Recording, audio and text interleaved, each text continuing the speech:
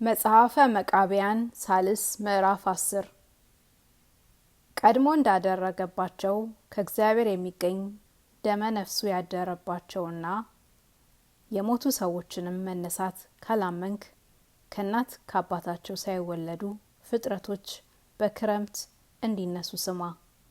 እንዲሞቱም ቀድሞ በቃሉ ያዛቸዋል። ስጋቸው ፈርሶ በስብሶ ዳግመኛ ታድሶ እሱ እንደወደደ ይነሳሉ። ዳግመኛም ዝናብ በወረደ ጊዜ ምድርንም ባጠገባት ጊዜ ቀድሞ እንደተፈጠሩ ተነስተው ይኖራሉ። በደማዊት ነፍስ ሕያው የሚሆኑት በዚህ ዓለም የሚኖሩት ውሃም የማያስገኛቸው ይፈጠሩ ብሎ ተፈጥረዋልና የእግዚአብሔር ስልጣኑም በውሃ ላይ ያድራልና በስልጣኑ በቃሉ ደማዊት ነፍስ ትሰጣቸዋለች።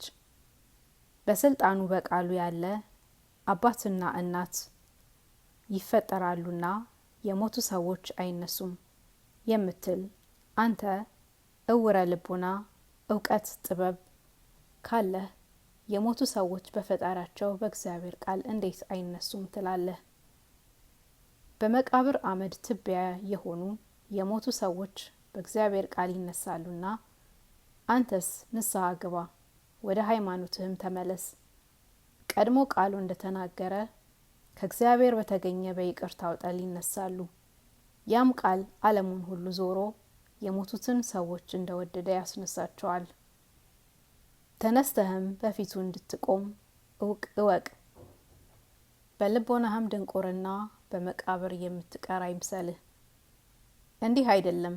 በዚህ ዓለም እንደሰራኸው ስራ መጠን በጎም ቢሆን ክፉም ቢሆን ተነስተህ ፍዳህን ትቀበላለህ እንጂ የምትቀር አይምሰልህ። ይህችን ቀን ፍዳ የሚቀበሉባት ቀን ናትና በትንሣኤም ጊዜ በሰራኸው ኃጢአትህ ሁሉ ፍዳህን ትቀበላለህ። ከሕፃንነትህ ጀምሮ እስከዚያን ጊዜ ድረስ የተጻፈ የኃጢአትህ ፍዳ ትጨርሳለህ። ኃጢአትህንም ትክድ ዘንድ እንደዚህ ዓለም ስራ በኃጢአትህ የምታመካኘው ምክንያት የለህም። ሐሰተኛ ቃልህን በፊትህ እውነት እንደምታደርገው የተናገርኸው ሐሰቱን ነገር እውነት እንደምታደርገው እንደዚህ ዓለም ስራ የምታመካኘው ምክንያት የለህም። እሷ የሰራኸውን ክፉ ስራህን ሁሉ የምታውቅብህ ስለሆነ በፈጣሪዋ በእግዚአብሔር ፊት የምትገልጥብህ ስለሆነ የእግዚአብሔር ቃሉ በአንተ አድሮ ይናገርብሃልና በምታመሃኘው ምክንያት የለህም። ስለ ሰራኸው ኃጢአትህ በዚያ ታፍራለህ። በአማረ ስራቸው ከሚመሰገኑ ሰዎች ጋር ትመሰገን ዘንድ ነው እንጂ ፍርድ በሚፈረድበት ቀን በሰውና በመላእክት ፊት እንዳታፍር ወደዚያ ሳትደርስ በዚህ ዓለም ፈጥነህ ንስሐ ግባ። ከመላእክት ጋር እግዚአብሔርን የሚያመሰግኑ ሰዎች ሳያፍሩ ከፈጣሪያቸው ዋጋቸውን ይቀበላሉ፣ በመንግስተ ሰማይም ደስ ይላቸዋል። ነገር ግን በስጋህ በሕይወት ሳለህ በጎ ስራን ካልሰራህ ከጻድቃን ጋር እድል የለህም። እውቀት ሳለህ ንስሐ የምትገባበት ይህ ዓለምም ሳለህ አልተዘጋጀህምና የማይረባ ጸጸት ይሆንብሃል። ገንዘብም ሳለህ የተራበውን አላጎረስኸውምና ልብስም ሳለህ የተራቆተውን አላለበስከውምና ስልጣንም ሳለህ የተበደለውን አላዳንከውምና ተመልሶ ንስሐ ይገባ ዘንድ ቀድሞ ባለማወቅ የሰራውን ኃጢአቱን እግዚአብሔር ይቅር ይለው ዘንድ እውቀት ሳለህ ኃጥአን ሰው አላስተማርኸውምና ድል መንሳትን ትችል ዘንድ ኃይል ሳለህ ከሚጣሉህ ከአጋንንትም ጋር አልተዋጋህምና በስጋ ያለ የሕፃንነትህ ኃይል ታደክም ዘንድ ጽናትም ሳለህ አልጾምህም አልጸለይህም። በዓለም ያለ በስጋ ማድላት ያይደለ በጽድቅም ራስህ ታስገዛ ዘንድ በአማረ መጠጥና በጣፈጠ መብል በዚህ ዓለም ሳለ ተድላ ደስታ ማድላት ያይደለ በቀጭን ልብስም በብርና በወርቅም ማጌጥ ያይደለ የከበሩ በሆኑ መረግድና ጳዚዮን በሚባሉ በህንደኬ እንቁዎች ማጌጥ ያይደለ ራስህንም ለጽድቅ ታስገዛ ዘንድ ጽናትም ሳለህ አልጾምክም አልጸለይክም የማይረባ ጸጸት ይሆንብሃል። ይህ የሚገባ የሰው ጌጥ አይደለም። ለሰው ጌጡስ ንጽህና፣ ጥበብ፣ እውቀት፣ ያለ መናቅ፣ ያለ መቃናት፣ ያለ ምቀኝነት፣ ያለ መጠራጠር፣ ያለ ጸብ በሚገባ መዋደድ ነው። ባልንጀራህን እንደ ራስህ ውደድ።